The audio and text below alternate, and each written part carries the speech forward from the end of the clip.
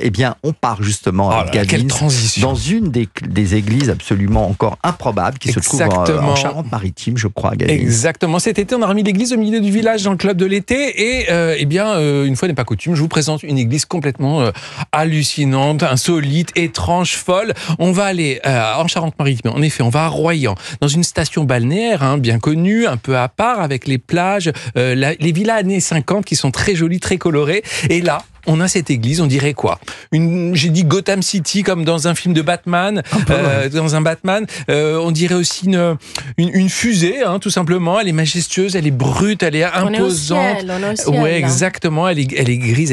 Moi, je trouve qu'elle est vraiment très belle. C'est Notre-Dame de Royan, bien différente de celle de Notre-Dame de Paris, plus récente aussi et surtout plus audacieuse, je trouve. Alors, moi, je connais un petit peu Royan. À Royan, on a plutôt les parasols, les glaces, les villas art déco. On n'a pas ce genre de bâtiment, ce genre d'église. Et oui, c'est ce mélange qui fait tout le charme de Royan. Royan, c'est l'une des rares villes françaises entièrement reconstruites après-guerre, il faut le savoir. Et dans cette ville qui est flambant neuve, on peut le dire, ça date des années 50, une église est sortie de terre en défiant tous les codes, en quelque sorte. Notre-Dame de Royan, c'est un édifice qui est visible de partout quand vous êtes dans la ville et que vous arriviez de la mer, de la route. On la surnomme parfois la cathédrale de béton, c'est assez justifié. Elle est colossale, 60 mètres de haut, 45 mètres de large, 52 mètres de long, avec une nef qui est capable d'accueillir, alors ça vous allez adorer Chico et Mario, 2000 personnes. Rien que ça va être sympa pour le petit concert. J'ai hâte. L'année prochaine, on fera un petit virage. Et vous invitez Gavin, ce qui vous présentera. J'adorerais. On est loin quand même des églises romanes. Qui est l'auteur de qui a bâti cette église? Eh bien, il s'appelle Guillaume Gillet. Il est Grand Prix de Rome. Il a conçu ce chef-d'œuvre. C'est vraiment un chef-d'œuvre. Entre 1955 et 1958, il a voulu un geste fort pour lui, pour les bâtisseurs. Une réponse, en fait, à la destruction massive de la ville causée par la guerre. Et donc, il a choisi une structure 100% béton armé, pas de fioritures, puissante, indestructible. Mais alors, il y a un souffle quand on voit ça. C'est vraiment magnifique.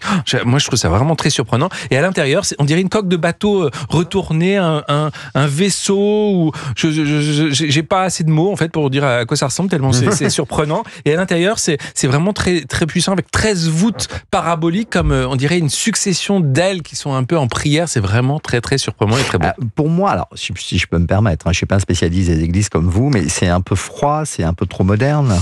Non, détrompez-vous, mon cher Roland. C'est ça qui est beau. La rudesse du béton, ça se mélange à la poésie, en fait, des vitraux qui sont là aussi. C'est joliment dit comme ça. Claude Idou, c'est le nom du monsieur qui les a créés. Claude Idou.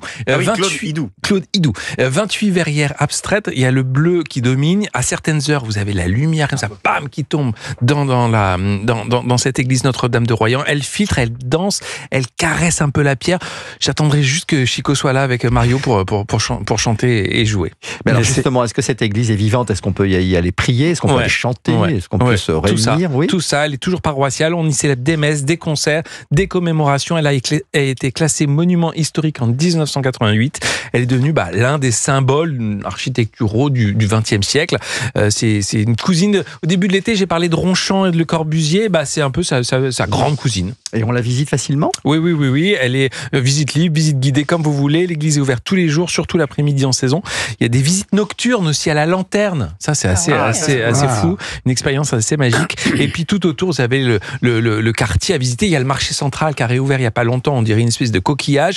Il y a toutes les villas colorées. Et là, on se croirait à Miami Beach.